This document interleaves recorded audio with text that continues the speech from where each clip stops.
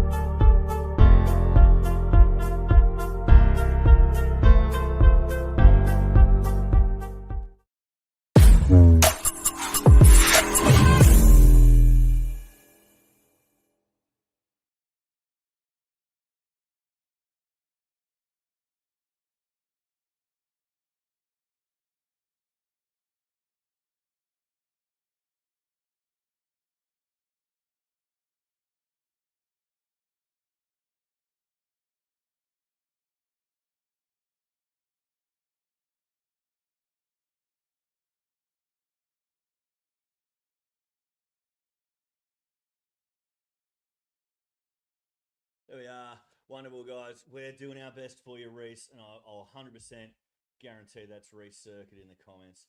Welcome, everyone. There he is. Yes, amazing. Yeah, look, in a week of disc golf where we bought new microphones and still managed to stuff up the audio, in a week of disc golf where majors came back, and in a week of disc golf where the dog barked, the Park Clubhouse, due to, well, not popular demand, there was about 5 people that responded to our Instagram post saying that Friday nights are okay. We didn't have a Matty Faz at all this week. We didn't have a Kyle last night. And so we decided to try out a Friday night. So thanks for tuning in. I'm here in the clubhouse, as usual, with my compatriots. Firstly, Kyle, the Style File Herbertson. Kyle, something big happened this week. What happened, mate? Something big on our YouTube channel. We had something big happen, mate. The Sizzler, it's out there. Would you believe it? It's amazing. This year or last year's Sizzler? This year's Sizzler, Jace. Thanks. No, we've had a Sizzler in Australia since the restaurant closure. I'm so excited. Look, so far the reception's been great. I think that most people are under the impression that the Tee-Off produced the commentary. And boys, that's just a credit to how good your commentary was. But yeah, if you haven't watched it, go check it out. And please subscribe. Just do it. Yeah. Please. You're giving me hope. Yeah, if you're not subscribing to our YouTube channel yet, I don't know what you're doing. Thanks to all of those of you that have subscribed over the last week with the Sizzler footage coming out. It was a great tournament. Again, we did our best to get it out as quickly as we could. We had a lot of challenges on the way. Hopefully smooth sailing for the rest of the year. Wallaby Hill Tassie Open coming out soon. So 27 holes of absolute madness there from the guys. A very fun course to look at. Vic Open soon after that. Now, next to me on the couch, directly to my right, is the man who never lets a basket get away with less than 3 putts at it, Jason Weidner. Hello, Ash, and welcome everybody. Nuffies out there, and of course, happy Clubhouse to you and your family, Ash. Happy Clubhouse to It's you. good to be here on a Friday night, which is a bit weird, and equally as weird, no Matty Faz. I know. Miss you, Matty. Miss you, mate. Yeah, we should send out our best wishes to Matty Faz, who's probably lying flat on the floor tonight, trying to recover. So, boys, if we could just pointing down, we love you, Matty. We'll have you back on the couch soon. All right. Kyle, yeah, that was Kyle did that through gritted teeth, didn't he? Sorry, I'm not used to not being on the floor with him. You know, like. Okay. Yeah, After- Tell after- us more about that, Kyle. You boys are just relentless. Look, let's just say there's no yoga mat in the middle of the floor. Thanks, Matty. I don't know if it was you or Ash, but I appreciate it. The health and safety of this show is incredibly improved. So, yeah. Hand it Yeah, back. I think the health and safety of anywhere improves when Matty Faz isn't around. But he is recovering from what seems to be an ongoing and serious back injury at the moment. Bit of a theme in Australian disc golf this week, which I'm sure we'll get to later. So tonight, Sandbaggers, we are going to talk Queensland Open, which closed over the weekend. We're going to talk. We've got a Retailers Championship update. Remember that? From the majors when we last had one. We've got Kyle's going to take us through the parked ratings, which you can access through our Patreon through becoming a member of that. And then we're going to talk this weekend in Victoria. We've got the big wet coming up, next stop on the Victorian Tour. And then we've got our giveaway we're going to announce, and we've got a pretty exciting giveaway that we're going to start up again tonight, guys. And then Jason might serve up some lamb shanks. Yeah. Hope nobody's eaten dinner already, because it's some juicy ones. So we've got we do have a bit lined up tonight. It may be a bit shorter one, which I'm sure nobody's going to complain about. I see Reece Circuit and Broden Sherritt there in the chat. Say good day if you're in the chat. Comment. Let us know what you think throughout the show. Let us know your thoughts. Let us know where you're at, where you're playing this weekend, all of that sort of thing, and banter with us, because we'll do our best to get those comments up on screen. If you don't already, like us on Instagram, subscribe on YouTube, and get onto our Patreon. We'll talk more about our Patreon when we get to the parked ratings. So first, g'day Dylan, how are you, mate? Good to hear from you. Hope you are well, mate. Very much so after the weekend. Hope you're recovering well, bud. Let's see. So let's talk Queensland Open. Now, Jace, have you got a bit on the Queensland Open? I've got the winners that I can bring up on screen. Go through the winners first, and Yep. I'll tell you what I learned. What Not you being learned. there. I wasn't there, and disappointing that we couldn't be there and all the rest. But Yeah. we were all watching. Well, you guys were probably watching with a keen eye. I watched with an eye. And, but yeah, let's All right, well, let's dive tell in. us what happened, Ash. Well, look, we had our winners. We've got our winners up on the screen there. So, as you can see, FJ15, Lily Nicholson Love, and MJ15, Joe Paul. The only competitors in that those categories, but you can only beat who rocks up. And I did like about these two, Lily Nicholson Love has a double barrel surname.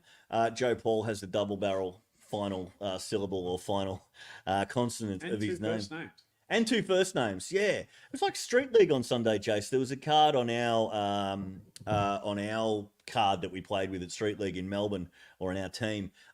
Johnny Martin and Peter Barry. Well, Johnny Martin versus Peter Barry. Not a surname amongst them. Yep. Really disappointing. And then we had FA4 Jade Harrison and MA4 Dustin Shorter. Dustin Shorter, now the MA4 and FA, or MA4 at least played the Reds, I think, at Queensland Open. So they played a shorter course, but Dustin Shorter shot a hell of a tournament. And I look forward to going up against him in MA3 soon, Kyle. Yeah, absolutely. He had quite a bit of a heater for MA4, I'll be honest. But yeah, look, I don't think he's had that many rounds on PDGA. So I think just had a weekend out, and good to see that he can string 3 in a row together. He will do incredibly well in MA3. So looking forward to it. Love that. Alrighty, moving on to MA3, we had Jacob Harvey taking that out with a pretty strong tournament from memory, watching the scores over the weekend. Michaela Warren, Heiser Flight teammate there, Michaela, usually gets it done in Queensland. Very strong competitor and works incredibly hard on a game. So fantastic work there, Michaela in FA2. And MA2, Luke Robinson getting it done there. No relation to Paddy, Jace? Not that I'm aware of. No? Could be another Robinson on the charge. I think the only thing in common between the three of those was the mind the gap attitude happening here in Queensland. Talk to us about that. Just having a brief look. FA2, 12 shots. MA2, 7 shots. MA3, congrats on winning the playoff, Jacob. So, but look, what's that total? That's 7, 12, 19. 19 shots, 3 divisions between the winners. Yeah, wow. And were they averaging 6? And MA3 and MA2 were on the Blues, or the standard course everyone else played for the weekend?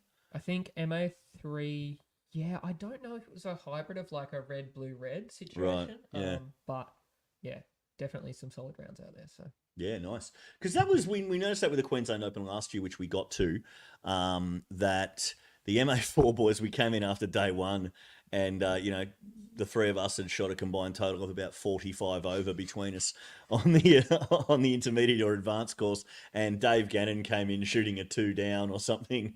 We're like, what the hell's going on there? But the MA4 played the Reds layout at Pine Rivers last year as well. So interesting little change up they do in Queensland. They really push the MA3 field quite hard, I think, which is cool. But yeah, it definitely allowed me to get an 11 last year, which was my first tournament 11. So yeah, I can vouch for that. Thanks for the clarification, Jace, that it was a tournament 11. It was my first tournament. Well, it was my first 11, but it was a tournament 11, which made it more special. You really just went for like just recording it, like making sure your first 11 really counted. My first triple OB as well. Oh. On the one hole. All right. It's good to reminisce, Jace, but we do need to move on. As we move into the age-protected divisions next. MA50, Ashley Carter. So I always want to shout out another male named Ashley. It's good to see someone flying the flag there. He's been Ashley for longer than you too. Yes, just Ashley Carter there, taking out Jeff Brunsting, our boy Jeff Brunsting, who's making it his mission to play every single PDGA rated tournament this year around the country. Jeff, we watched his scores throughout the weekend, couldn't quite get up there. Kyle, did you notice anything different? Jeff pushed, but just couldn't quite get there. Look, I was a bit distracted by some of the battles in MPO, so I didn't really check out much. I got about as far down as Alan Brunsting on the leaderboard, but beyond that... Was anyone down as far as Alan Brunsting on the leaderboard? Look, I got to see a lot of the MA1 division on my way down. Magnificent. Let's see who we got. FA40, Carol Hartley. So, yeah, really strong competitor again, backing up a Vic Open win with another major win this year, I believe, in FA40. Mm-hmm. And MA40, a man I'm not familiar with, but you may have seen his work, Kyle, Matt Beard. Beardy coming over from WA with the big contingent there. Mm-hmm. Yeah, really solid tournament. So, but tears it up a lot over in WA, so good to see him convert in Queensland. Good strong name too. Absolutely, Matt Beard, just two syllables. Just get it out there. Love it. Yeah, so big, some big results there. Now we move into, MA1, FA1. Haven't really nailed the colour scheme here, have I? Didn't really check it against the background. But FA1, Leah Manning. So Leah Manning getting it done there. MA1 Brian Clevenger. Now, this was a result, wasn't it, Kyle or Jace? Oh, wasn't it just? A bit of mind the gap about it as well. Jomo going in very, very heavy favourite, highest rated by quite a bit and then some. But yeah, Brian just strung it together and had one hell of a weekend by the looks of it. Good luck catching that. Yeah, that's it. I mean, Josh Morrison, probably fairly certain. We fairly heavily backed him last week in our predictions. We've probably got some comments coming in now, Kyle, if you're looking. Josh, struggled all weekend. I don't think I've seen, and Josh included, I don't think I've seen so many posts in a long time that start with not the result I was after. There's been a lot of those posts this week. Josh probably could have done better there. Some fairly strong words around Josh's rating versus where he was playing coming out last week. So it goes to show, sometimes in even your home states open, your rating doesn't matter.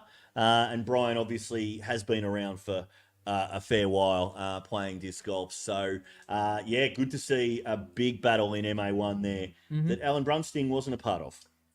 No, look, had a couple of good rounds to start with, but fell off a bit in the third round. And if you want to hear more about his troubles, go check out the Throwlers. He and Chris relive all of the drama. Was a hot start. Hot start.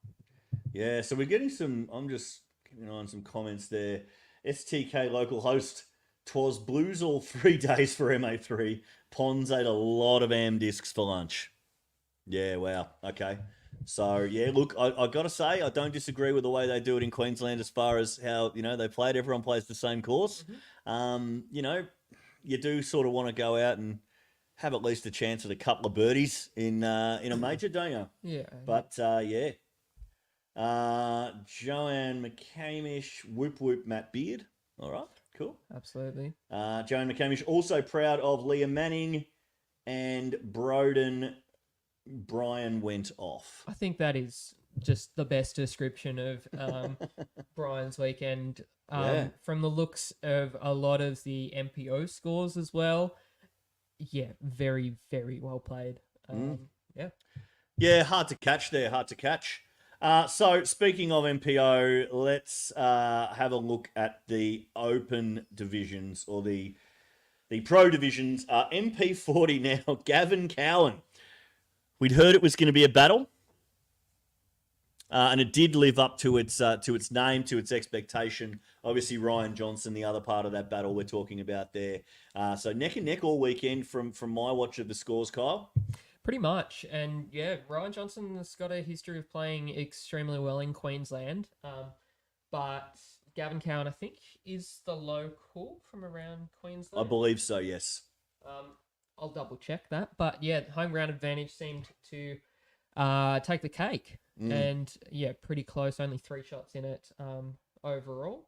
So just had a scorching hot first round and then held him off the entire weekend. So well done. Alrighty. We can't put it off any longer. MPO, big win for our boy, friend of the show, one of the first guests we ever had on the show here, Austin D'Alessandro. So it was a pretty comprehensive pillar to post win leading after day 1. He hates being on lead card day 2. And as he's said to us numerous times, no one shits the bed like him on day 3 in a major. So I think that prediction may have come a little early this time around, actually. I think I can look at the PDGA live scores and point out one hole in particular, actually. He did his best, didn't he? Oh, he tried to make it close. Yeah. So maybe someone in the comments can tell us what the hell happened on, was it hole 18, day 2? Yeah. Austin was well out in front and maybe didn't lead pillar to post because he gave it up to Blake, I think. I think he still somehow had one shot lead heading into round 3, but it was looking convincing, and then suddenly it was odd. I, for some reason, thought PDGA Live was wrong at some point there. I was like, what has happened? Yeah, so for those of you that haven't checked the scores there, Austin took a 7 on hole 18 on, so what, triple bogey, quad bogey? Quad bogey, yeah. Well, that's a dog we know and love, isn't it, Jace? Classic dog. Yeah. He's absolutely classic dog. But that's how he does it. Yeah. And that's how he wins a tournament. It is. It is. And it would, It's not about winning. It's about sending a message about what could have been. It's about sending it, really. Yeah. Not sending a message, just sending it. yeah. Just that's the way the Canberra boys roll. Yeah. Well, look, we can't argue with the result, Aussie D. So if you're watching, I know you said in response to our Instagram story that you wouldn't watch any other night but Thursday, as it's your Thursday night thing. But he's probably out on the circuit tonight, isn't he? Yeah, he's probably out at Moosey. Mooseheads. Yeah. Big night for the dog. Love it. So it would be remiss of us not to mention other notables in the MPO field there, because it was a hell of a, it didn't unfold the way that I would have expected, Kyle. I mean, we could have reasonably expected Blake to be up there on the podium. Yeah. But what else did you notice?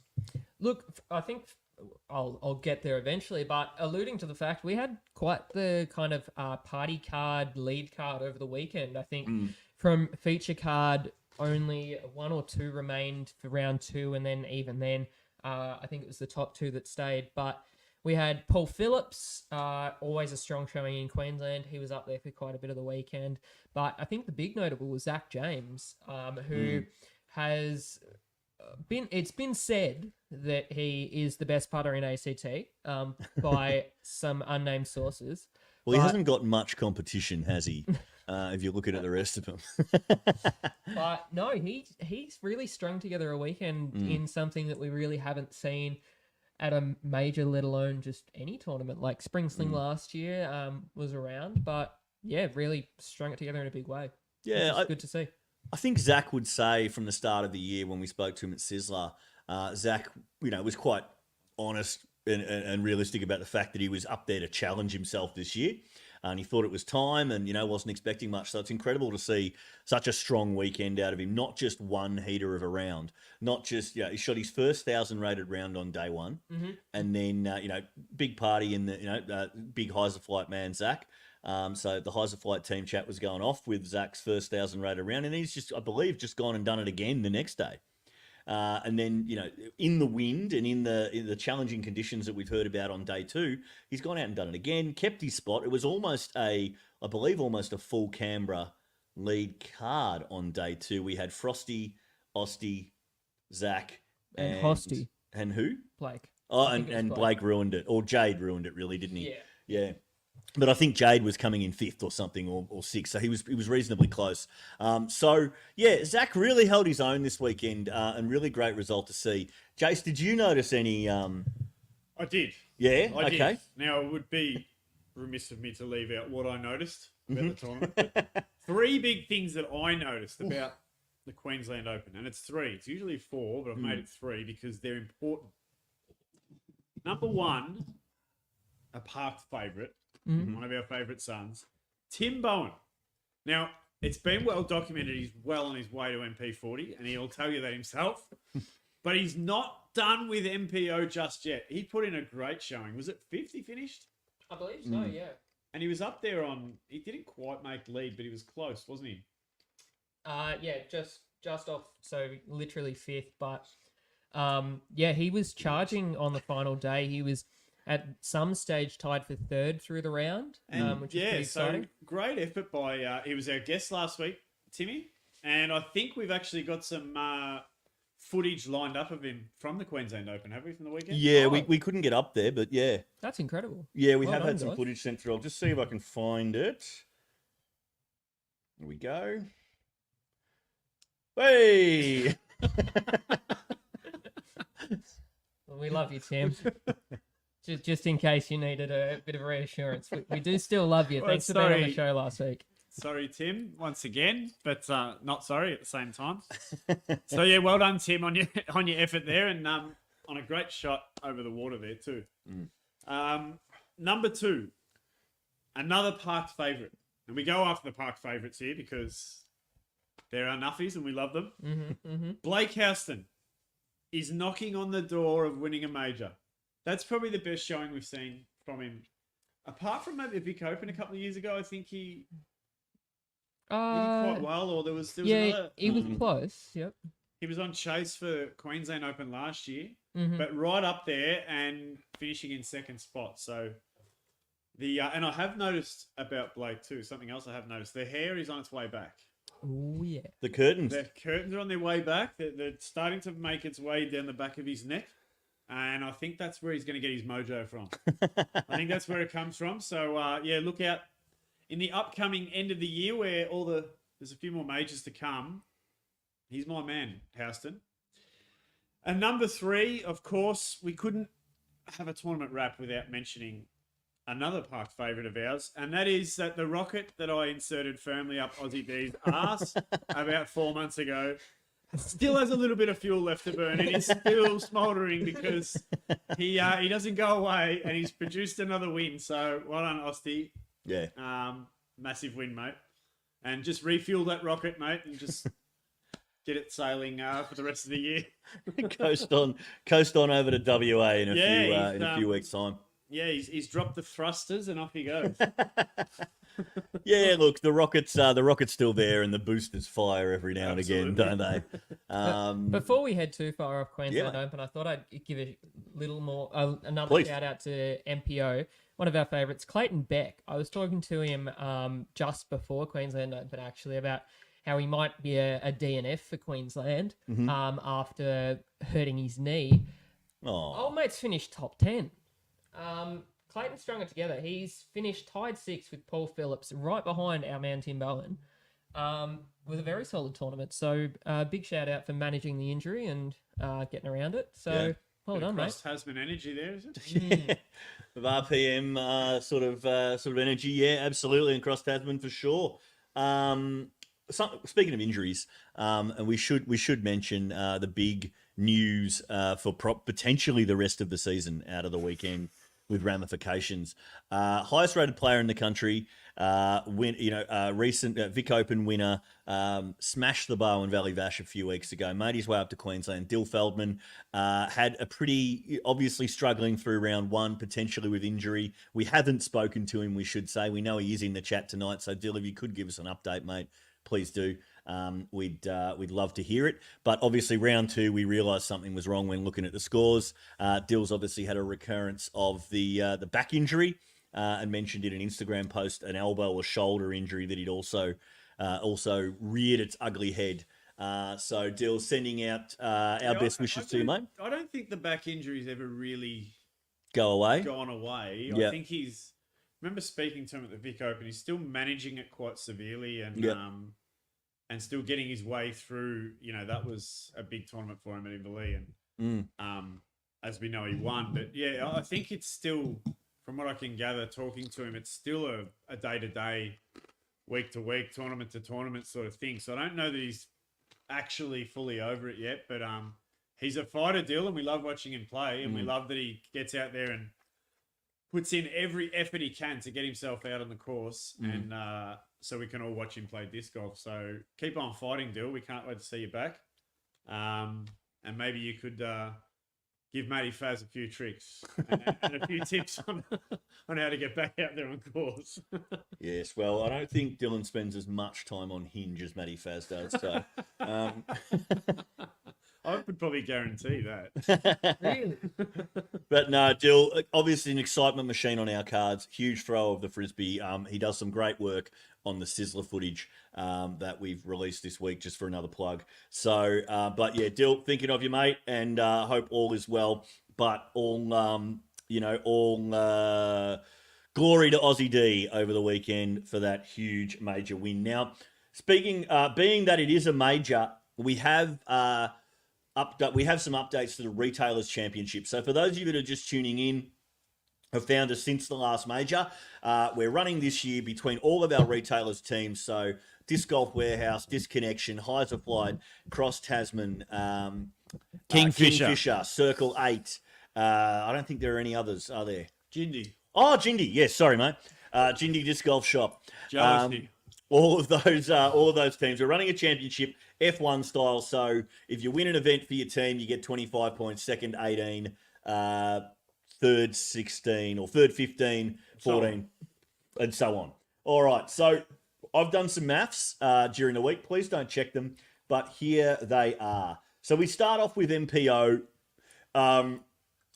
And this is after the Vic Open. So the flying disc door races, you've got Feldman, you've got Perry, you've got a lot of the big names from the Vic Open are in that squad. So they shot out to a big lead at 96.5 points. Have we changed any predictions of teams that may shoot up the leaderboard after from the weekend's results at Queensland? Probably the Heiser Flogs.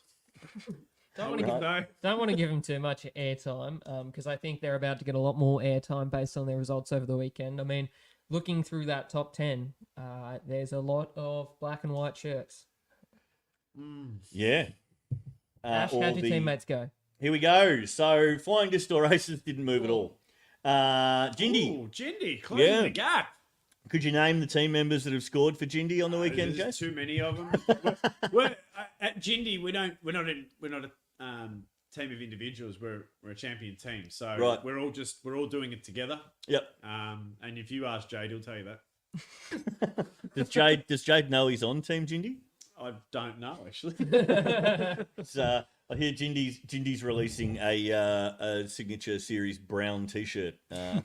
Jade Brady That's Tour exactly Series. Right, and it's, yeah. Yep, Jade designed it actually. They're calling it the Shade Brady. Shade Brady. So yeah, we see Jindy. If we have a look, I should have marked down who's gone where, but Jindy hold firm. Disconnection movie staying in third place with 67.5. This Golf Warehouse not doing a lot of work on the weekend. Aaron Morton was the only one picking up, I think, 1.5 points for tied 10th or tied 9th. Heiser Flight, though, after only carding 1 point thanks to a 10th place at the Vic Open from Tim Bowen earlier this year, have shot up the leaderboard through Blake's work, Zach's work, and Tim's work. So fantastic. Circle 5 and Kingfisher not moving. So we go all to the pro divisions now. After the Vic Open, again, flying disc door races way out in front through Ryan Johnson's work, through Chris Hart's work. We had, I think, Sam Ockerby also in FPO at the Vic Open, potentially bit of work there. And obviously Ryan Hart, Dill Feldman, the usual suspect. Yeah. So if we look at all pro divisions, not a lot of movement over the weekend. Oh, Jesus. Big jump I say big jump. Movement up the leaderboard by disconnection. I'm not sure on the points side of that. Actually, I believe I might have got, no, disconnection. I don't know where they got their points from. The dog. Of course. Yep. The dog. But yeah, bit of cross Tasman as well. Thank you, Clayton Beck, for that one. And yeah, look, I'm thinking we're going to have to do some moderation here because the number of flying aces points from Vic Open is going to skew our results for the rest of the year. Should we look at some sort of pro rata system? Pro rata? Or for how many players you've got? Maybe sort of sliding scale. I don't know. I feel like this is just pandering to Jindy Disc Golf, so I'd take it. I'm cautious, Jason. Okay. So, yeah, not a lot of movement around there, but Heiser Flight obviously finally banking some real points with Sarah Lee really holding up the team for the early part of the year in the All-Pro Division Stakes. Some comments coming in. Actually, we've got an update. Actually, we'll go to Dylan after this, his update. Frosty has admitted that he is bringing down the Jindy Disc Golf Shop average. Does he say not me bringing down the Jindy Disc Golf average? He does, actually, doesn't he? Well, okay. Okay, Frosty. Don't worry, mate. Don't worry. I had to search quite a far way down that list to find you. It's all right. Let's have a look at all divisions. You're not bringing it down, Dan, but you might be just holding it down. So all divisions, obviously, flying disc door races out there in front again after Vic Open. We've said it a million times, and we move on to all divisions with flying disc door just absolutely shooting out to a huge lead after Queensland. Heiser Flight jumping Disconnection into second place, and Disconnection there followed by Jindy Disc Golf Shop in fourth, with Kingfisher Kingfisher have done some hurdling there. They've Yeah. jumped Disc Golf Warehouse and Cross Tasman. Is that Yeah. because of the Queensland Open? Like, well, they always going to pick up a lot of points in Queensland. I They're think Queensland so. Potentially, yes. Townsville, are they, or something? Yes. Yeah, in far north Queensland. Mm. But yeah, they made it count. Is how we'll phrase it. Yeah. Yeah. Well, you've still got to win it, don't you? Absolutely, yeah. All right. So there we are. There's our Retailers Championship, and we're going to keep that going for the rest of the year, whether you want us to or not. But we find it interesting, and it could just be that the Flying Disc races stacking the Vic Open might just get them that Retailers Cup if the rest of those teams don't pull their fingers out. So, anything else out of the out of the Queensland Open, Kyle, before we move on to another? Because it'd be remiss of us not to mention there was a lot of chat about it. Absolutely, yeah. I've done my weekly reconnaissance and listened to the podcast talking about it. Obviously, we're a bit removed from it, not actually being up there. But I think the main thing I wanted to talk about was just a topic that typically comes up, but how just the sport's built on volunteers. And I think that we're in a very privileged position to say that, given we're typically going around to tournaments and like trying to get ourselves there without completely burning a hole through our pocket, and that's fantastic. But there are a lot of people out there who are doing this work completely for free, and without these people, we don't have these great tournaments to go to, and just the amount of work that goes into putting a tournament together is quite a drain on the individual. And I think that, yeah, we got to be conscious of the fact that it takes a bit of a village to build a tournament, and Yeah, it's no one's full-time job, is it? no, I wish it was. We've all got lives, and we've got families, and we've got jobs and all that sort of stuff too. So that just to find the time to get to the tournament for a lot of us is a lot of work. Yeah. But spare a thought for these people who actually are there weeks, sometimes months before preparing for the whole thing, putting the time in. So absolutely hats off. Yeah. No, and I think, yeah, in general, it's a concept that we're thinking about for sure. It's just like the US seems to be a completely different ball game where, they've built themselves a little pyramid where payouts are only ever going to get bigger. And even over there, the sport's still built on volunteers. So trying to build a more sustainable growth of disc golf in Australia is a concept that we should all be thinking about, or at least conscious about. So, yeah, I think that's my only outtake from Queensland. Yeah, and so, sending out a bit of love to the TDs after, some conversation had happened around, let's say course preparation, adherence to PDGA guidelines, etc., MPO payouts, which is not a conversation I'd heard until... It's a recurring issue, it seems, from a lot of different tournaments, and I think, again, you only hear about this after the tournament, and everyone has their own sidebar chats, but, yeah, if we can start to build it up and build it more sustainably. I think it's from where I sit, it's not something conversation I ever get involved in.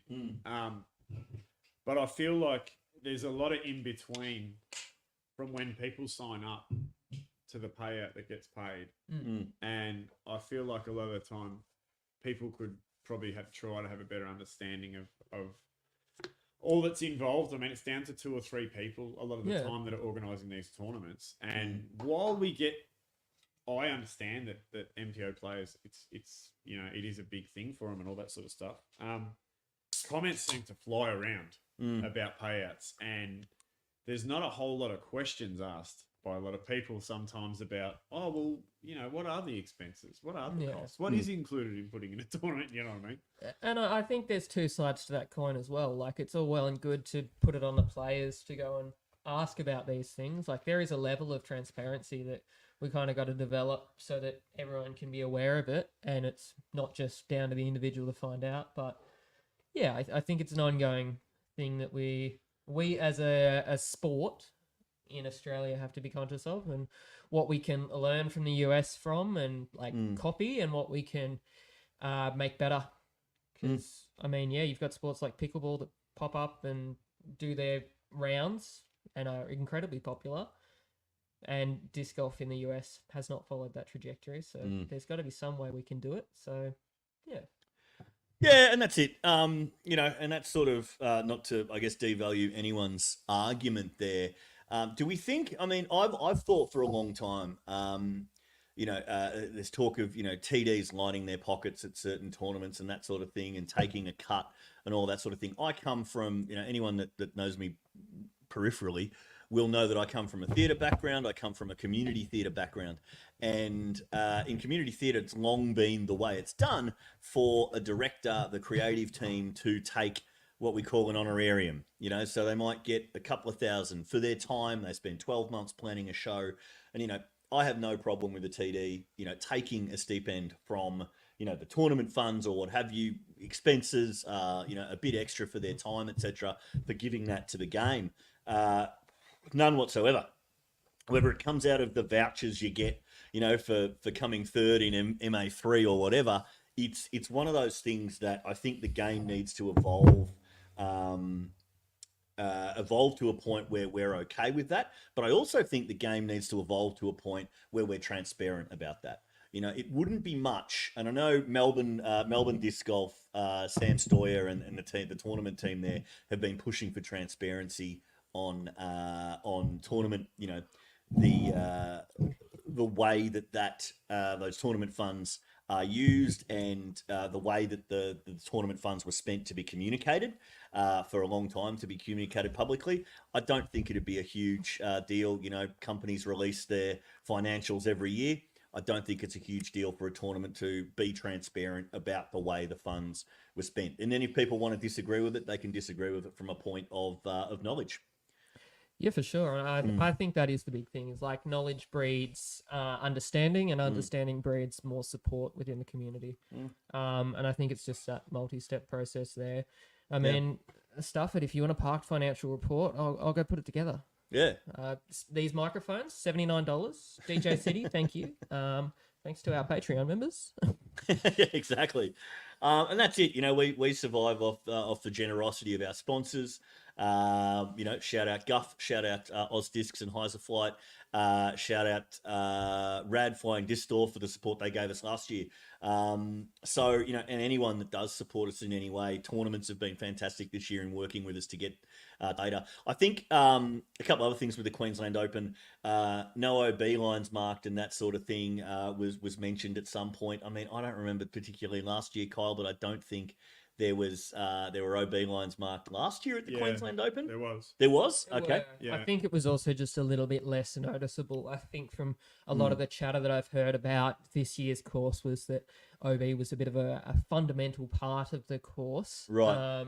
So definitely played a bigger role. Yeah, there was only a few holes last year. There was the one that went under the power lines that sort of that had line, but a lot of them didn't really need marking. Yeah. So we were talking paths, reeds or a river or something. Yeah. I guess we're talking about New South Wales Open, which was largely a large open field, marked by white lines just due to the nature of the course. Yeah. So look, I mean, we're all going to take learnings from a tournament, and I'm sure every TD, yes, Cassie, we will get to that. We will get to that. Obviously TDs are going to take learnings from every tournament. Players are going to take learnings. The one learning I take from every tournament, and we've been to pretty much, between the three of us, we've been to pretty much every state. We have experienced disc golf in every state of Australia now, and one thing I can certainly tell you for sure is that every state does it differently. Every state has different focuses, every state has different objectives, and every state has different things that their playing group think are important. And that's the beauty about getting out around the country, is seeing how different states do it. They may not do it like yours, but that's part of the learning as well. And I'm sure those players that have been and played overseas will tell you that they do it differently overseas as well.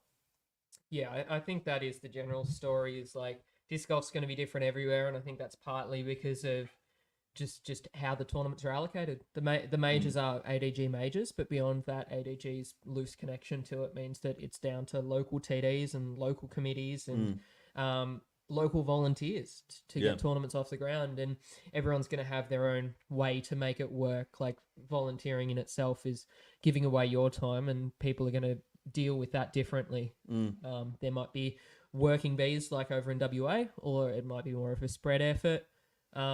It's inherently going to be different, and with councils and governments, it makes that even more of an issue. So, yeah.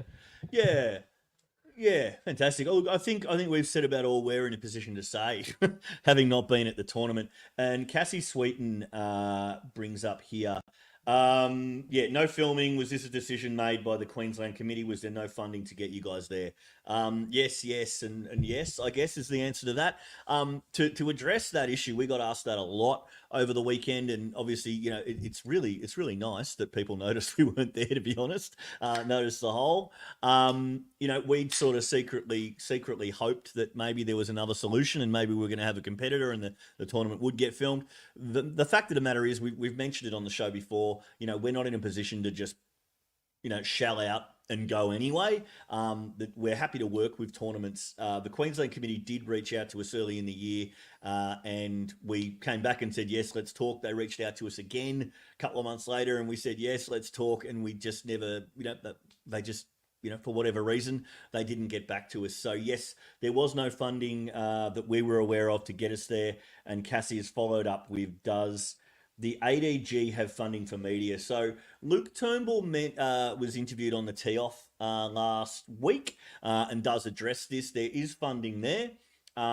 It's always been, sort of in our purview to not take money from a tournament and not ask for money from a tournament. But yeah, funding from the ADG is something we will definitely need to explore going forward, because unless we can work with tournaments to find a way to, offset our costs to get there, it's a really challenging thing for us, especially given that a lot of the time we don't get the benefit of playing, sort of in the way that we'd like to there. So yeah, definitely some food for thought there, Cassie. And look, did want to clear up and be completely transparent about what happened with the Queensland Open. It wasn't us ignoring it, and it wasn't the TDs telling us, no, you don't want to go. I guess they just had other things, in the busyness of leading up to a tournament. Okay. Kyle, did you have something there?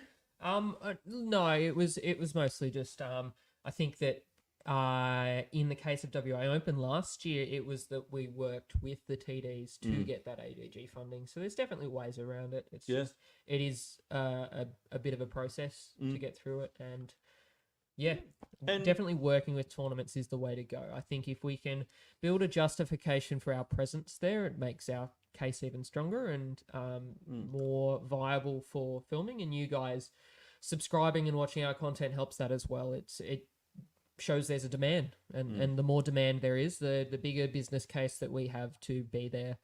And then suddenly there's return on investment from any party, really. So yeah, look, we definitely want to earn our way there. Is that? And thanks, Cassie. Yeah, we're trying. We're hoping to put Australia on the map. It's definitely, we want to give you guys a standard of coverage that is equivalent to the standard of play that we see, and the standard of acceptance and love that we've got from this community over the last couple of years of being involved. Frosty in there as the asker of the question, says he didn't find Luke's answer all that convincing.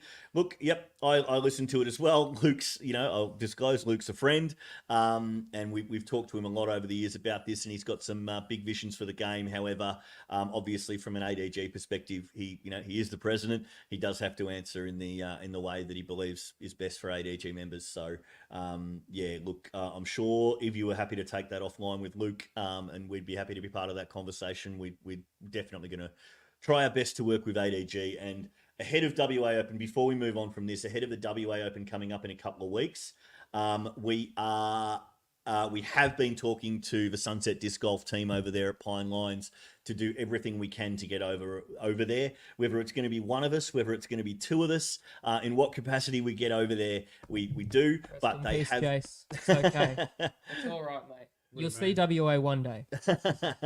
But they have been making every effort to, sort of get a sponsorship, get us in on the sponsorship there, produce us merch that we can sell, that sort of thing. So we're willing to work with TDs on that sort of stuff to get us to tournaments.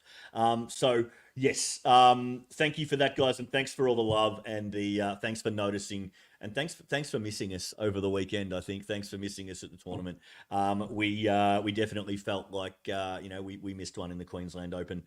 So Kyle, off the back of off the back of the Queensland Open, some big PDGA rounds over the past few months, or the past month. We had a ratings update on Tuesday, which means that we have a parked ratings update.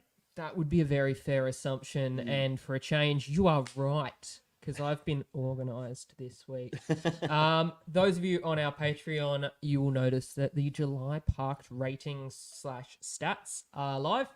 If you are not on our Patreon, there's a couple of options here. You can create a free account, and you can see all of the parked ratings and stats on there. It's just a login with Google, and then you can browse these Google Sheets as you feel. We will be doing some members-only content, so that's the paid one. It's $6 a month. It helps us get to all of the tournaments. It helps us buy equipment to make us sound better on the Clubhouse, and generally just helps us out a bit. So those ones, we're going to do a parked cut of the Sizzler. So if you didn't feel like you got an informal enough commentary of the Sizzler, we're going to have Jason, Matty on the mics, commentating over the footage as well. So stay tuned for that. That'll be coming out soon. That'll be fun. That will be fun. I have a feeling you boys have got some interesting things to say. Loose. Very loose. Very loose. Loose. But broadly, we had some big changes over the ratings update. Dill shot back out to highest rated player after a crazy Barwon Valley bash. And overall, Australia as a whole is up half a rating point in PDGA. So well done, everyone. Nice. We've done well. Some of the biggest jumpers, Noel Bird up 42 points over the ratings. We've also got Tanise Dark up 24 points.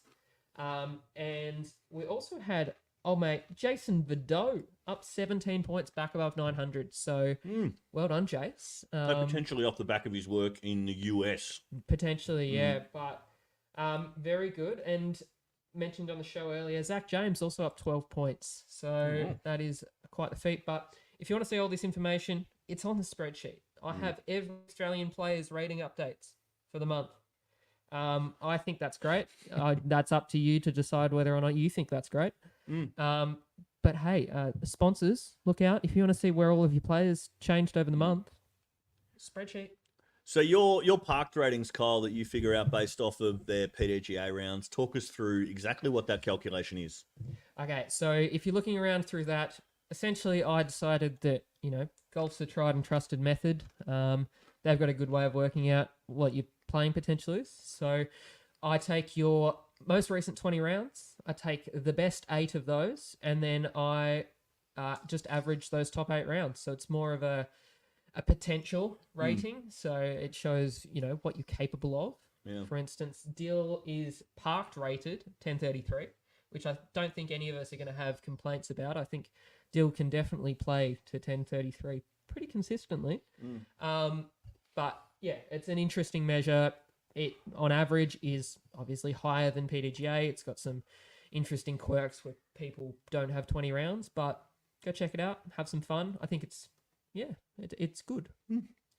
Fantastic. So even from a sponsor perspective, or even from a MA3 player's perspective, going into an interstate tournament, really good way to figure out, who your competition is and how their most recent PDGA rounds have gone and that sort of thing. So love the idea. If you do, our Patreon details are on the bottom of the screen. Nicole McPherson. Hey, Nicole, how are you? Go Highs a Flight.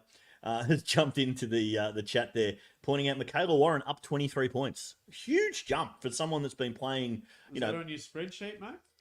It was actually, yeah. Have you miscalculated? No, Michaela Warren with the 9th biggest jump in the country. Wow. So that's pretty good going. If you want to see the other 8 above that, spreadsheet.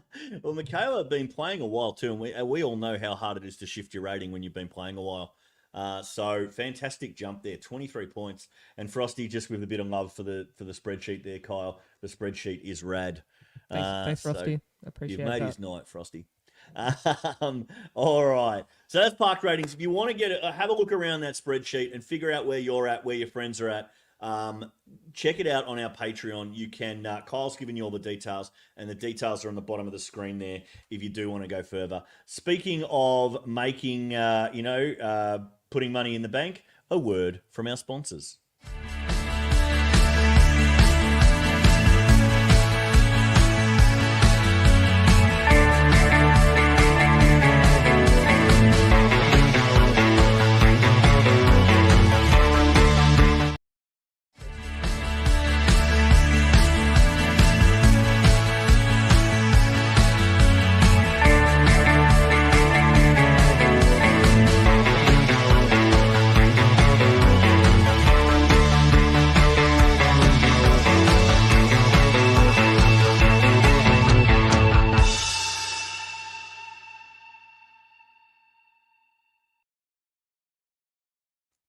All right, so thanks to Guff there. Now, before we get into the big segment of the night, or the big thing happening this weekend, we did have something I wanted to touch on in the chat there from, where is he? Dylan Feldman. So we mentioned him, DNF at the Queensland Open, taking some time off to improve elbow and his back until November. Appreciate the love.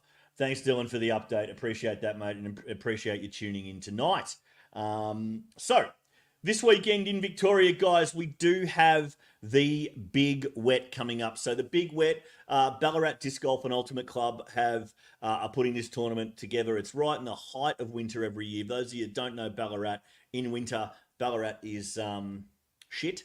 So everyone gets out there. It's the coldest place that doesn't snow. It's the coldest place. Is that a fact? I feel like it is. Yeah. It's the coldest place that doesn't snow. I reckon. Yeah. You'd have to be pretty bold to disagree with him. In Victoria, definitely. Yeah, so massive, overshadowed by the Drizzler. It's the Drizzler this weekend as well. So Canberra having the antithesis of the Sizzler, the Drizzler, this winter. So nice work. The Big Wet's been going for, over 10 years, I believe now, at least 9 or 10. And we've got a full field this weekend, and at a brand new course, Mount Xavier Golf Club. You've probably heard a lot about it. There's a few videos out there. I think Chris Scott at CG... Camera Gadget Other. Camera Gadget Other is his YouTube channel, and Doug Adams also put a practice round out there on his... Don't watch ours. Don't watch ours. Too many bad habits. No. Yeah, so we did put a practice round at Mount Xavier out as well. So plenty of vision of the course there, but we've got a stacked field. 72 people, and the tournament sold out in about 35 minutes, or it seemed like it. It's a race circuit tournament, though. It's a race circuit tournament? Race circuit tournaments just sell out. I mean, as a TD, he's immense. He's immense. So that's a testament to his TD work. That's why they sell out so quick. It really is, isn't it? I see that he's got some sponsors on. He's obviously got Guff on board there supporting the game in Ballarat. He's got Three Horns Brewing on again. He's usually got some kind of weird medieval drink that he's usually peddling as well. Usually. He gets quite excited about that, doesn't he? He does. We just got confirmation from Reese in the chat. Sold out in 23 hours. Yeah. So, yeah, next time there's a Ballarat tournament, just start your stopwatch. Yeah. Well, from this couch, from the guys on this couch, Reese, you could have sold out quicker if it wasn't a shotgun start, because it would have sold out 3 places quicker. But yeah, we didn't get to play the Big Wet last year. We did get to film it. We got an ace from Dave Smith. What does it hold this year? Mount Xavier, new course. He took the win too, Darren. He did take the win last year. Yeah, that was some of the really good footage. That was in a playoff too, I believe. Yep. With Chris Reynolds. Yeah. If you haven't watched it, check Chris back Reynolds out on the was in a channel. playoff? Did he make it? No, Chris Reynolds didn't make the play. No, Chris Reynolds missed the putt. Yeah. Like he fell over and threw it into a tree. Yeah. Putting to make the playoff, and Daz, I think, took it in real time, in normal time. Yep. So yeah, but look, I don't think it will be as close a result this year. I think Mount Xavier with the wooded back section is going to end up being a separator for a lot of players who don't get to play that sort of disc golf very often. And I think it's going to be a course that it obviously is a course that not a lot of people have had a chance to practice for years on, like Victoria Park or Inverleigh. We thought, rather than go through the whole field like we normally do, right? We thought we'd bring up some talking points for the Big Wet this weekend. Predictions, would you say? Predictions. Predictions. Yeah, some hot tips from the couch. And you've heard it first here. Yep. So you know that we were the ones that told you. Absolutely. We were the ones that made the predictions that you were going to see on the weekend. Yeah. And some would say it happened because we've said it. So, Kyle, we might throw to you first for your predictions. What have you got? And we might have a bit of a problem with Kyle being stuck behind the banner there. Oh, no, I'm good. I'll just come say hi to Jace a little bit more. So, Kyle, talk us through your locks for this weekend. All right. For the Big Wet. So my keys so far. Queensland Open told me one thing, and it's that Ryan Deere talks a very big game.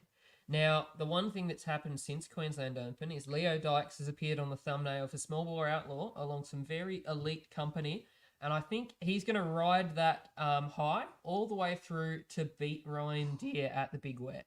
I think it's finally going to happen. I think it's happening. Wow. Yeah, there you go. The other win that I think is happening is Haas taking down MA40. I think that field is ripe and ready, and Haas is always in very good form. So I think that it's just... Is she still highest rated in the country for female players? I don't believe so. I'm not well informed enough to know. Know that. I don't know, because it's a very big spreadsheet. But no, I think that is another key to the weekend. And the final one, my throwler's guarantee, is that Darren Stay-Smith absolutely creams Chris Ronalds by the same amount of strokes as Alan Brunsting was over par in the last 6 holes at Queensland Open. Jesus. Is that a bold prediction, though? Look, Alan made the comment on Throwlers that whenever one of the two of them shit cans Park Media, that we give it to Alan. So I think it's time we turn that around. Is that really a big thing if Darren Stay-Smith brains Ronalds? Or is that... I mean, the guy's literally on a plane now, isn't he? He might be, but look, the holiday is going to very quickly be over once he wakes up and plays Darren Stay-Smith at Big Wet. So we've get ready for Sunday. Some of the hats that Chris wears in Australia in February at a tournament. I mean, can you imagine what sort of hat he'd be rocking on the Greek islands in the middle of July? Like, it would have been like the full dark helmet setup, I reckon. Can you imagine what he's going to be wearing on Sunday at the Big Wet? Some sort of, he's going to look like Kenny from South Park. Yeah. Daz is going to be like, how many strokes are you up, Chris? He's, I don't know. It's going to be a big shock to his system. Yeah. So, look, I don't know. Yeah, I think, for Darren Stay-Smith, that's a pass mark. Beating Chris Ronalds this weekend, but braining him by what? How many strokes was he over par? Was it 6, 7? Six. I think 6 strokes is going to be the gap. All right. So Minimum 6. Sure, minimum. I'll say exactly. So you're 6. giving Chris Ronalds minus 6 points in. Yep. That's your line. Yeah, that's my line. 6.5 points. Yep. Okay. Beautiful. What odds are you giving on that? 6.5. $1.90, $2. Jace. Well, that's the calm line, down, isn't it? Calm That's down. your line bet, Your line's $1.90. $1.90, Yeah. yeah. Great. All right. Well, we're taking Look at the Kyle. numbers, man. I got 20 on I'm it. giving you odds. I got 20 on it because I reckon Chris can do it in 5. 5 holes. Yeah. We'll go with mine next. So mine next. I'm looking down at MA4 and I'm looking at Reece Circuit getting the chance to play a tournament for once.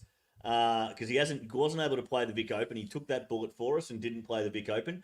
I reckon the big man in MA4 in Ballarat is Wayne Govan, and I reckon Reece takes down Wayne Govan. Yes. In MA4. He'll have that towel flapping off his belt loop, as he loves to do. Yep, Reece. and I reckon he's been down to Three Horns Brewing, got himself some mead, He lives at Three Horns Brewing. picked up a gauntlet, Jace. Picked up a gauntlet at Three Horns in the medieval fashion, and he's going to walk up to Wayne and he's going to throw that gauntlet down in front of him and say, "I'm that's coming huge. for you, Mr. Govan." That's huge. That is huge. These are scenes right now. Scenes on the A few couch. wenches on a Wednesday night. Yeah, absolutely. Absolutely. So, a bit of work in MA4. We've got Chris Scott down there as well from Geelong. So, He's in MA40, I'm pretty sure. is he? I thought he was in MA4. Apologies, Chris. All right. Hole You know 10. who is, just on that, sorry to jump back. You know who is in MA4? Who? Georgia Carroll. Georgia Carroll. Georgia Carroll's in MA4. But Yeah. we'll get to that. We'll get to that. MA4 is going to get smoked. Yeah.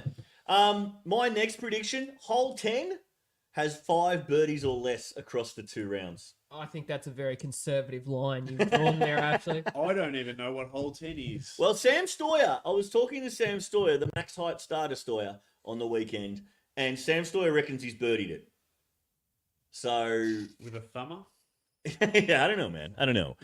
Sam just got lucky through the trees. But yeah, hole 10, for those who haven't seen it, check out our video. It's basically like the Blair Witch Project of disc golf. It's Kyle, me, Nath Parrish, and Dunk McIntosh just trying to find our way through the trees. There's no line. There's no... Hole 10's been changed since you all saw it. Shut up, Reece. My prediction stands. 5 birdies or less on hole 10. Why didn't we get Reece on the show? Why didn't we? I love getting Reece on the show. Yeah. Why didn't I think of that? Yeah, we should. Maybe we'll Sorry, get him Rex, on. We'll get you next time. We'll get him on next week. Post Big Wet, so he can tell us how it all went down. I'm looking forward to his tournament presentation. I mean, last year he got it down to about 4.5 minutes. Yep. Total recap, total presentation. I reckon he can do the same. I reckon he can do better this year, Reese. I reckon he can get it down to about 3.2 minutes. Those Ballarat players meetings are Tim Bowen's Epic. players meetings. Yeah. Players meeting. It's an interesting phrase, isn't it? Who else is going? It's just a meeting, isn't it? TDs. Yeah. Oh, Marlon's TD. Marlon's TD. Okay, then it'll be. Hopefully, Reese has taught him the short. Just as well we didn't get Reese on then, isn't Well, it? I don't think I've ever got a word out of Marlon that wasn't about some crazy hole that he wanted to create on a disc golf course. Oh, your Disc Marlon's golf hole, layout. Yeah. Love it. Yeah. Disc golf hole, yes, Yep. Jason. All right, my last prediction is probably not a crazy hot take for Ballarat. My last prediction is it's going to be fucking cold on Sunday. We were up there. We filmed our practice round there. I made the comment on about hole 13 that I had hot hands in either hand, and my hands were so cold they were making the hot hands cold. They were they were reversing the effects of the hot hands. So yeah, rug up if you're heading to the Big Wet on the weekend. All right. Thankful that your first take was as scolding as it was, because those second two takes needs. Oh, mate, I went out on a limb for mine. You haven't even left the couch. Wait for it. Okay. All right, let's go to Jason's takes for the Big Wet. What are we going to see, Jace? Jesus Christ. Boom! I have an impact. That's what I do. I have an impact. Local Ballarat legend, Nate Parrish, Yep. will be on lead card coming into round 2. There you go. I've said it. Jesus Christ. I've said it. It's bold. It's snow glove weather. Mm-hmm. So he'll have his mittens on. Just take them off when you putt, Nate. He has to have played that course more than most. I know that doesn't necessarily always help him, but I feel like it's going to. He's a Ballarat local. He knows the weather. Nate Parrish, he's probably not watching, but my prediction is you'll be on lead card round 2, so don't let me down. Come on, you do, mate. So Yeah, okay. Wow. Generic disc golf bald guy. second, that's generic disc golf ball guy number 2. Number 2. Right, okay. I can't remember the name of the first one. Tim something. Oh yeah, that guy. Tim? I touched on this before. All right. And you know I'm about bold predictions. I don't fuck around here, so Isn't that all Georgia you do? Carroll. Yeah, I constantly fuck around, but Georgia Carroll will win MA4. I like She's it. gone into MA4 so she can have a bit of competition. I like it. And I'm predicting her to win MA4. So there you go. Yeah, That's right. prediction number 2. Does anyone have any problem with that? I don't know. Absolutely I'm looking at it. I think that might be a lukewarm take. She's third highest rated. She's going to eat them on toast. Yeah, she loves the competition too. Yeah. Yeah, she does. She's a competitor, isn't she? She's a competitive Yeah. beast. So look Yeah. out, Govan. Look out, Circuit. In trouble. And we haven't seen her against a deep field.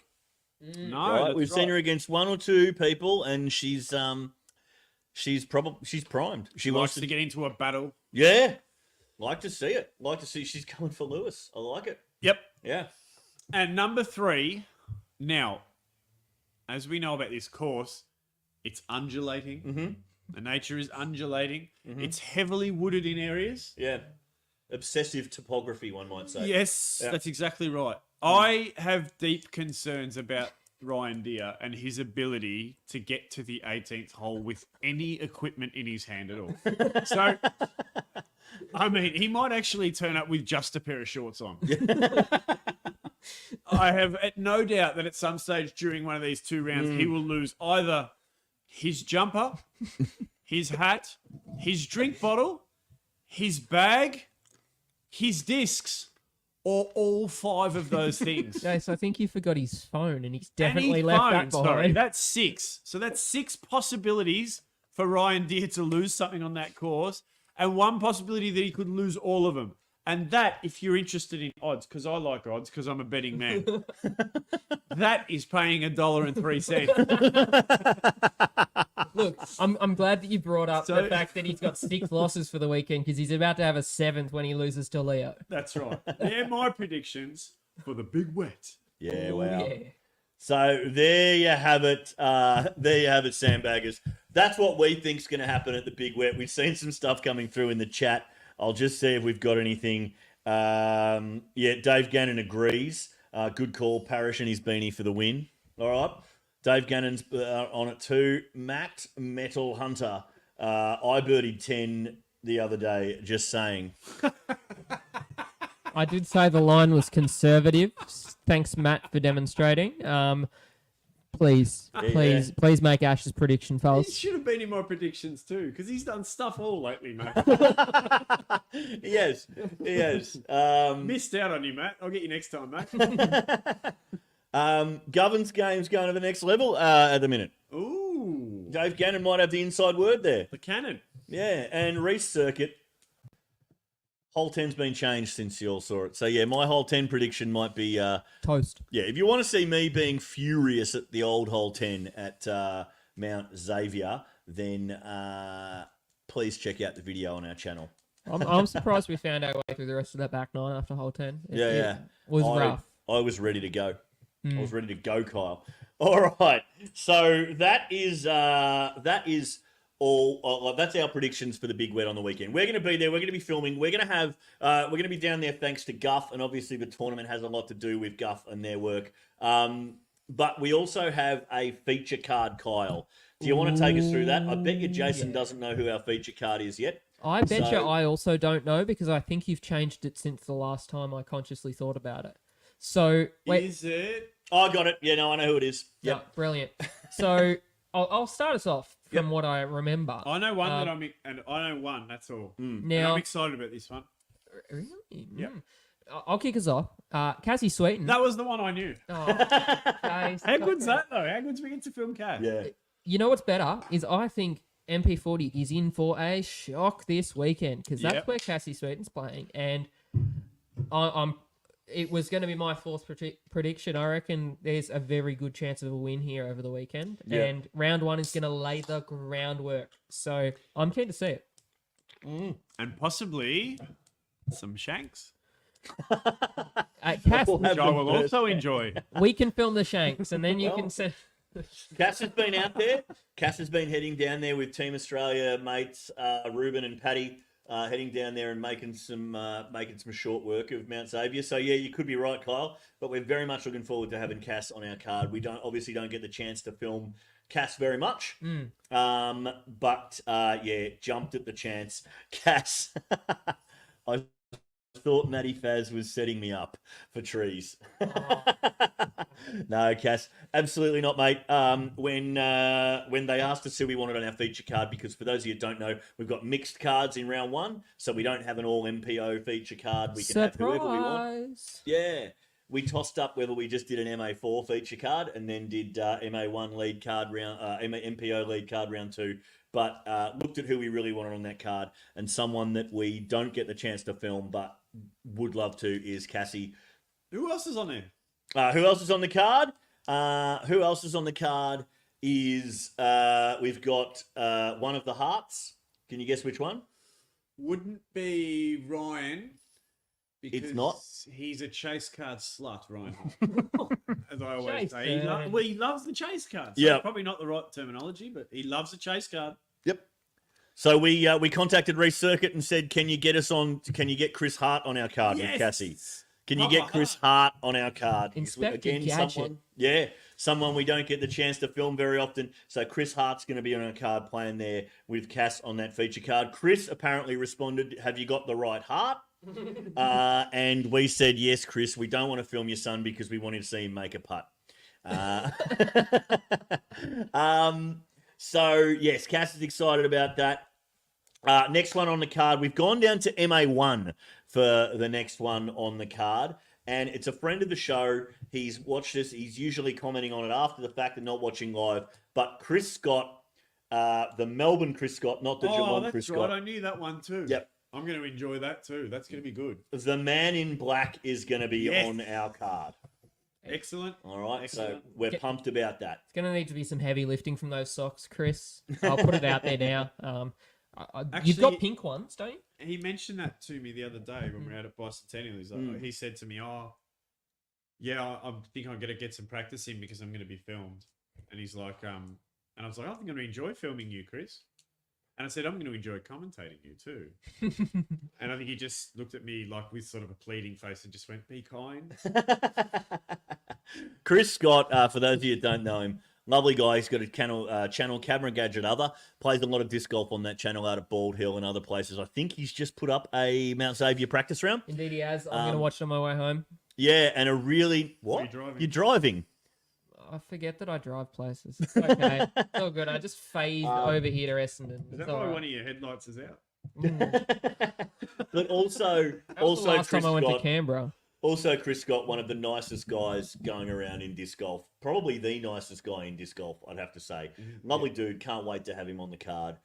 Pure thrower. And a very good putter. Last person on the card. Now, there's a man's probably a loose term. You know, he's a boy. He's a boy, and he goes around Ballarat courses about 95 under par. Jason, can you tell me who it is? Don Carter. Oh, yeah. It is the donk. I think, has he not got the... Oh, okay. I'm going to be very wrong with this, but there was a point in time where he held the Mount Xavier course record. I don't know if it's still current, but when we were there, he shot out to a 5 under, I believe, and just gapped the entire field. So we're going to go back and see it again, hopefully. He's a man with a good head of hair as well, which always looks good on coverage. He does have a mane. Obviously, yeah, Don Carter, up-and-coming Ballarat, absolute superstar. So playing MA1 in this has moved up from MJ15 last year to MA2, and then decided he goes around Mount Xavier about 95 under. So he's going to jump onto the MA1. And he's got test himself.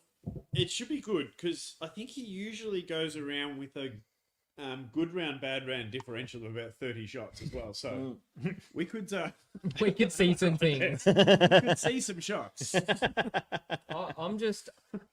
And the other part of having Don on the card for the first round is we've saved him from an absolute circus card of the other players in MA1.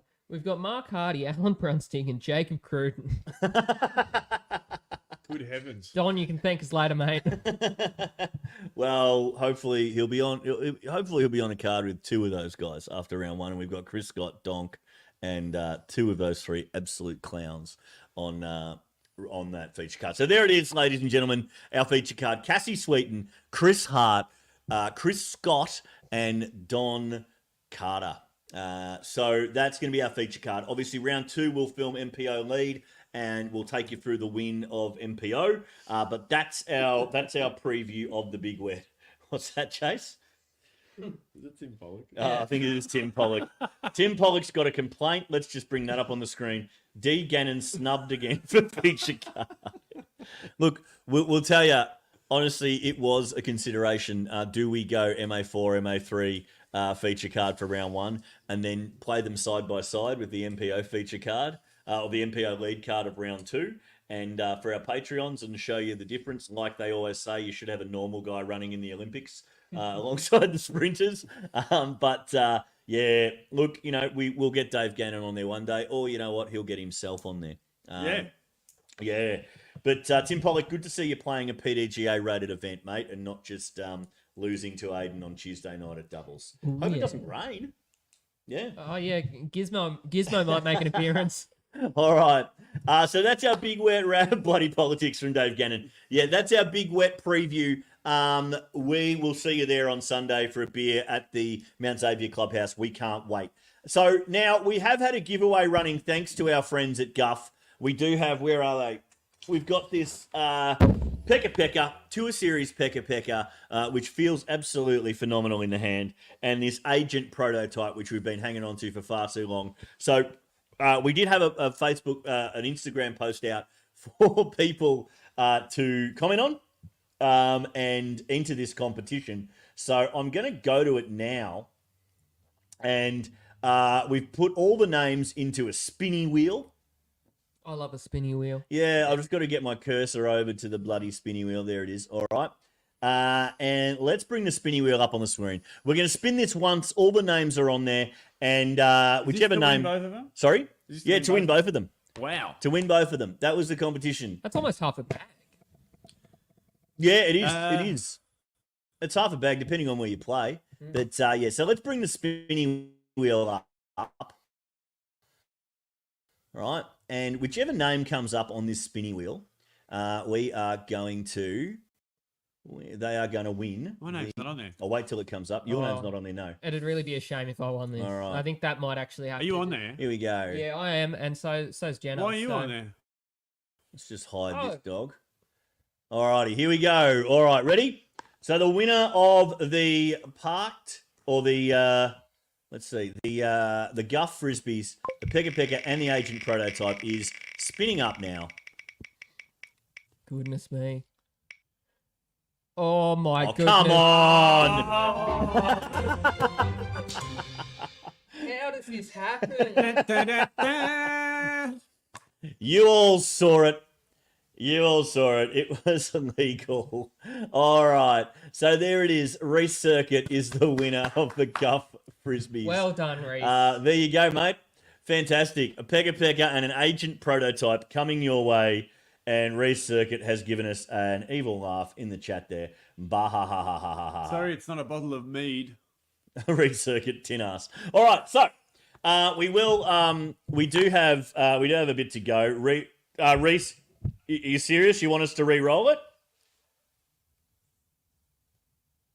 We'll get another double confirmation from Reese. Just in case. Now it's going to make, if the person does win it and doesn't say re-roll, it's going to make them look like a prick. Oh. Yeah. I'm only spinning it. Yeah, okay. Reese is saying spin it again. All right, mean, mate, everyone here we who go. knows me knows I'm a stickler for the rules. PD of the year right there. We'll re-roll. Let's go. Here we go.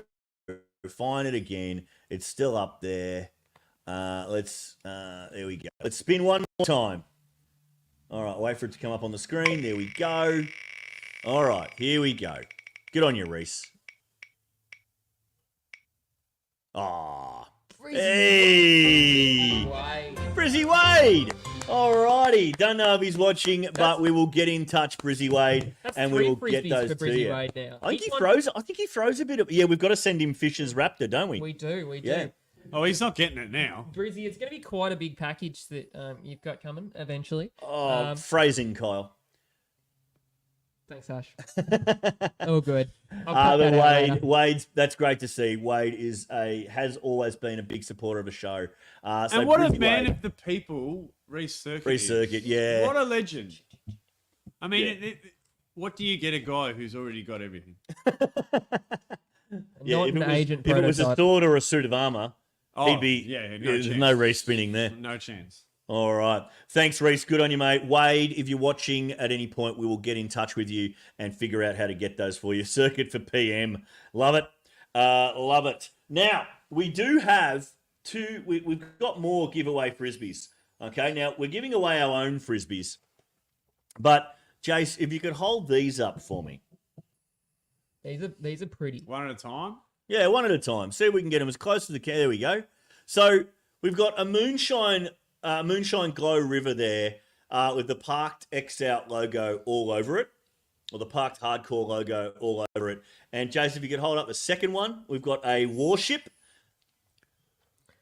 a white warship with the Parked logo just plastered all over it. Now, they're dyed. They're not stickers. They're not anything else. They're dyed, and they're dyed by Darren Stay-Smith of Southside Disc Dyes, or Southside Disc Golf. He's offered to do those for us. They're obviously our promo or our first run stamped Frisbees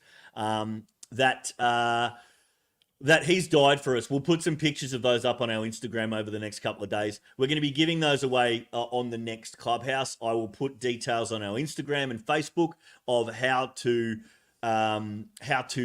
win those. So have a look at them. We'll have them at, we'll have them at the Big Wet on the weekend so you can have a look at them up close. They're pretty spectacular. If you do want some dyeing done of a disc like that, Daz does a phenomenal job. Jason's got a few of Daz's dyes in his bag. Thanks, Jace. Yeah, Jason's got a few of Dazzler's dyes in his bag. Kyle's got a few as well, I think. I've even got a Kyle in my bag, thanks to... I know that was someone else. No, that was Pearsall at Bespoke. But yeah, hit Darren Stay Smith up on Instagram or Facebook. Southside Disc Dyes does a phenomenal job. He's a stencil wizard. Yeah, so those 2 parked frisbees will be on our Instagram for us to give away over the next 2 weeks. We might give them away separately, I think, 1 to each person because they're too nice. They are. They're very pretty. nice. Very pretty. Yeah, we'll have them at the Big Wet. We're also, hopefully, Reese, you might be able to tell us if we can do this. I don't know if we can or not. Hopefully we can sell frisbees and T-shirts and jumpers at the Big Wet. Just maybe come in privately or come into the chat. We don't care. Tell us no.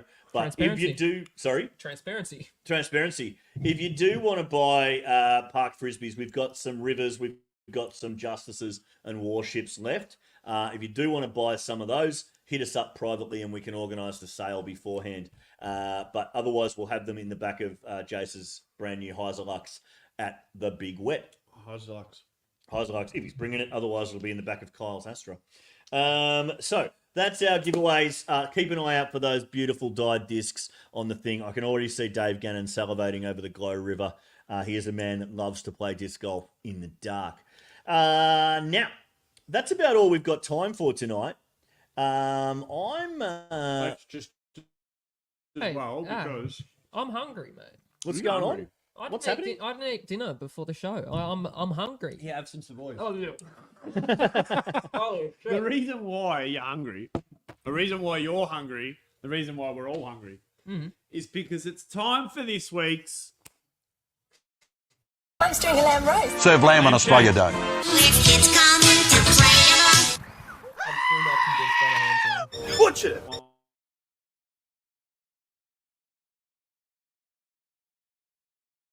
Oh, Everyone tell it's a lamb shank. Oh, this is going slow all of a sudden. What's happening? All right, Jace, I think we're back. Welcome to Lamb Shanks for another episode. And I must start with a public service announcement, actually, because I've sent out Park's legal department have had to send out a few cease and desist letters this week. I was turning over Kyle the other night. Have you been paying attention? Was starting. yeah. And another show had finished. And yeah, that's right. I'm a thrill seeker. And 10 minutes over was MasterChef. Yeah. The last 10 minutes, and they were judging their plate. Now, they had an entire episode Yeah. on lamb shanks. That's fantastic. It is, but they didn't come up with the idea. No. So I've had to send a few letters out. The Park Legal Department have been busy. But anyway, the best part about that is that we're still on the air. Yeah. And we were the original, and that's why everyone tunes in. So I've got some different sort of lamb shanks this week. The first 2 that were sent in by a fellow Melbourne player who managed to head overseas and play for his native country. Yes. Canada. Up there in North America. And he was lucky enough, or not lucky enough, but skillful enough, whatever, to be televised. Flew under the radar enough. Yeah. So he was actually, he was on, what do you call it? Feature card. Feature card. Yeah. So he was on feature card. And, yeah, tremendous effort. But let's just have a look at what Darren Stay Smith did when he was being filmed in the Canadian right Open. zone. And unfortunately, Darren just pulled this one a little bit to the left. Yeah, he must have been licking his chops because this does shape up really nicely for a left. Zone. And unfortunately,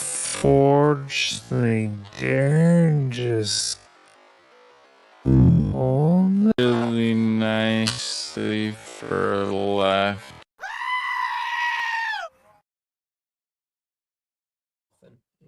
Yeah. Jace, what'd you see there, mate? Is it still playing? Is that? No, we're good. We're good. Yeah. So that was what Darren Stay Smith decided to take all the way back home to Canada and show that what he'd learned in Australia. And this is what I'm bringing back. So not a great shot. And the commentators did a pretty reasonable job of playing down how bad and shit that shot was. But that is a genuine lamb shank. What I love is the spotter the spotter just took off after it. hightailing after That it. one's going to be hard to find. Oh no! I didn't expect it to go over there. That's miles away. So yeah, he definitely pulled that a little bit there, Daz. But that's okay. He's not bad at getting out of trouble. But Thanks. Sorry, I'm dealing with our hordes of nuffies in the chat. you're supposed to be the producer, yeah. So then Daz got they did that. Spotter did find the disc. He did find the actual disc, which is the best part of it because I mean off the tee it doesn't look like anyone's going to find that disc. But fortunately enough, the spotter hightailed it. He got out to the side there and he found Daz's disc. So Daz got up to play his second shot. Now, after that first one, you'd be hoping to recover fairly well. Let's see what Darren Stay-Smith did. Also botched his approach, throwing it too long. Oh, Darren.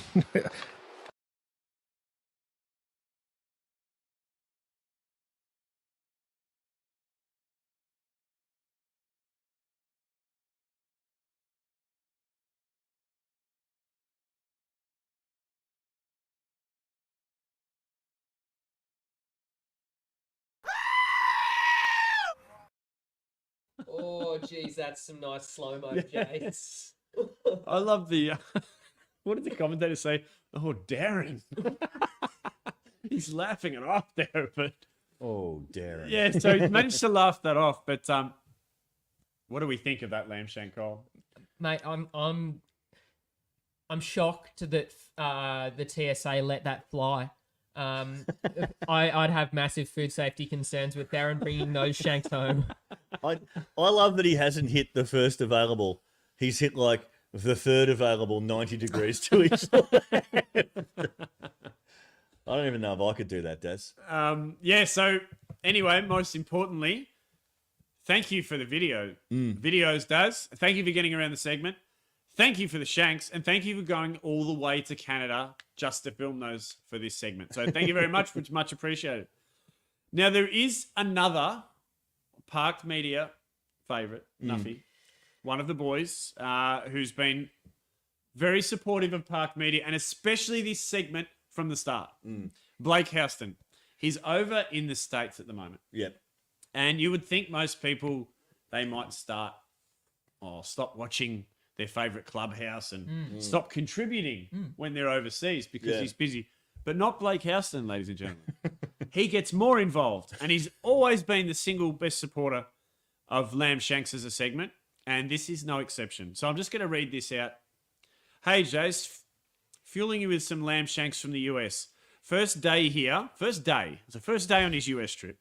And already have a stack of them. Now, I don't know that that's necessarily all that comforting, the fact that he's taking Australian disc golf overseas and shanking the shit out of them on the first day. Mate, you're over there for a reason. I You're bought you flying two the theories flag, shirt. Blake. Courses are brutal. Harder than anything back in Oz. I probably would agree. Never played disc golf overseas, but I agree with you. Harder than Stoney. Had plenty of Oh, it's had pretty plenty of good shots, which I'll put on my story. Thanks, but no thanks. Blake, not interested in your good shots. But then it's only fair people get to see the shit stuff as well. Enjoy. So thank you very much. He sent me a range.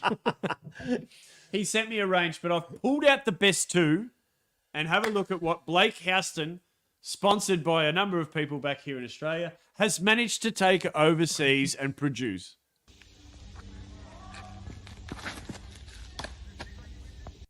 Oh, shot, Blakey. Slow-mo, look at Fell that. off that one, didn't he? Follow through.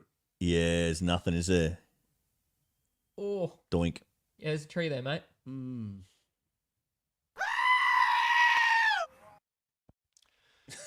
So that was the first one. Now you're probably thinking, Understandable, right? I mean, that's probably right. And you're probably thinking, has Jason from Lamb Shanks left the best one till last?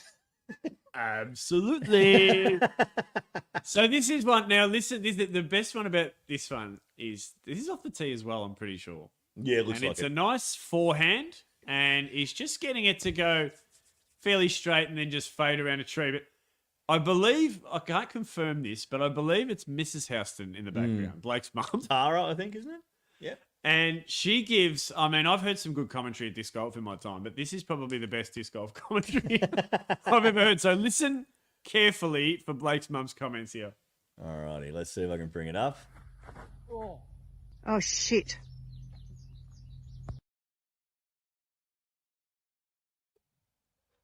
What the? And Mrs. Houston just giving it. Just shit. Oh. Oh, shit. Mate, if you release that any earlier, it might still be in Australia's time zone. Oh, that was I don't know if that was Mrs. Houston. Oh, sorry, Blake's mum. Whatever it was, Mrs. Houston. I think it's Tara. Tara Houston Blake's mum, I saying, believe, yeah. "Oh shit, he's let it go early and it's gone way over the right. We're not going to find it." Or, "Oh shit, I can't believe I flew this little turd all the way over to the US and he's showing shots like this." Thank you very much, as always, Blake. And he's set the tone for the rest of you Park Nuffies out there. This guy is all the way over in the United States, and he's still sending me shanks, ladies and gentlemen. The Queensland Open was on last week. I expect to see some shanks in my inbox. The email is down the bottom of the screen. But thank you very much, everyone.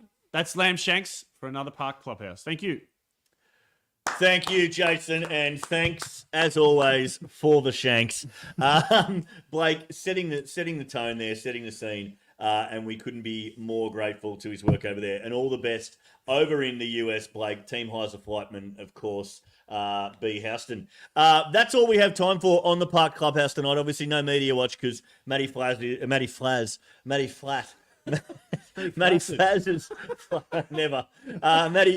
is flat on his back. So he'll come back with, I assume, a 45-minute long media watch last week. So a nice short one because that's all he's doing is staying on social media. You've been incredible, Park Nuffies. Kyle, are there any more comments we need to look at before we go? No, it's just the Canberra boys having a good laugh at what two of them got beaten by on the weekend. Austin's not in the chat, who's the only one who can say he beat Blake. But you two, until you show up, you can't say anything. We did have, I think, from Zach James, I think, asked us for a prediction for the Sizzler or someone. That was Frosty. Frosty. For Drizzler predictions. Drizzler predictions. Yeah, right.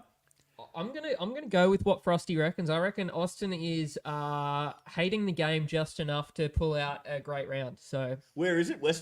Western, yeah, Western. I think so. I'm going to go Jade after the Sizzler. I think Jade pulled out. Did he? Is that what the comment was? Yeah, so Jade and Zach withdrew. Clayton's in good form, think and he pretty Austin's much said- hating disc Yeah, golf. he said Austin hates disc golf, so is he pretty much a shoo-in? Yeah, right. Yeah, no, it's hard to go past Austin in that form. Yeah. Zach. I think Zach's in great form, or Clayton Beck in great form is still not as good as Austin in angry form. Let's see. Let's see Austin take one down. Aussie, if you're watching, mate, if you don't win, it's an absolute failure.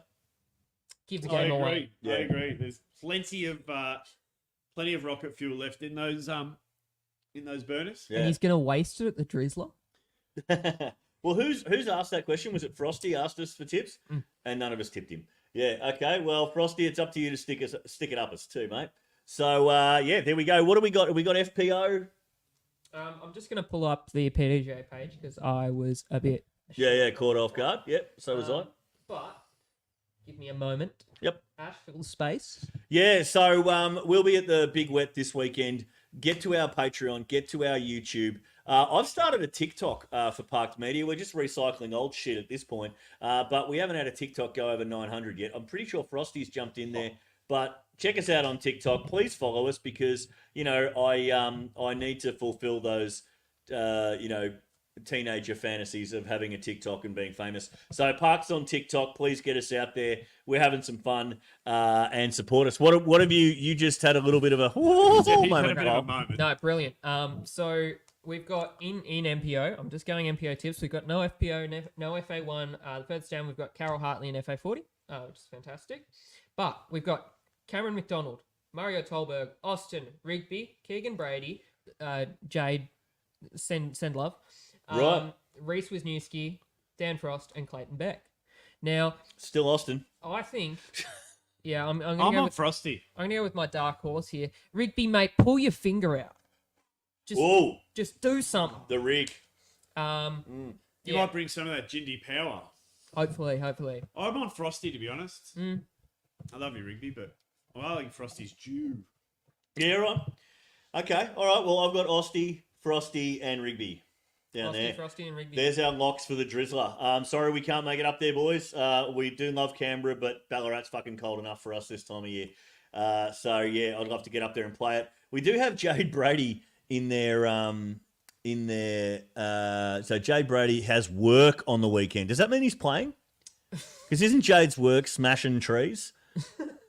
He said he's going to work pissed. Well played. All right, guys. At Western, a.k.a. Jade Park from, who's that? Adza. That must be the rig, is it?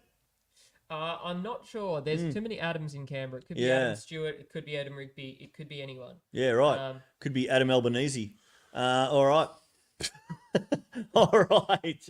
That's all we've got time for on that bombshell for the Park Clubhouse this week. Sandbaggers, it's been a Friday night. Thanks for tuning in. Numbers have been good.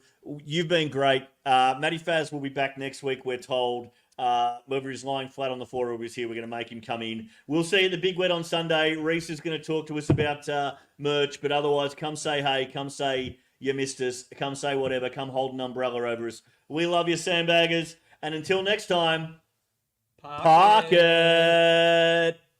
Night, everyone.